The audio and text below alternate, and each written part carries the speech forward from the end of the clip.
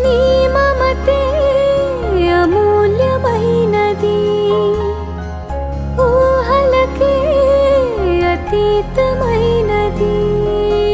నా గతం ఓడించగా నీ దరే చేరానుగా. పాపములో నన్ను విడనాడక విమోచించిన